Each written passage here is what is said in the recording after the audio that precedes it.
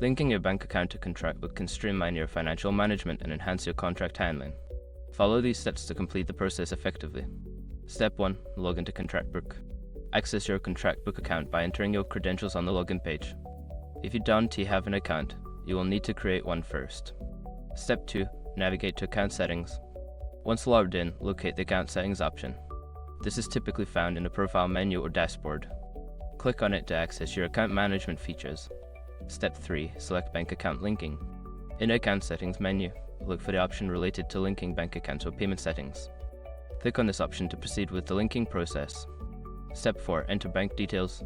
Before filing a refund or dispute, use the issrock.com link in the description to open the refund dispute deadline calculator and confirm your deadline.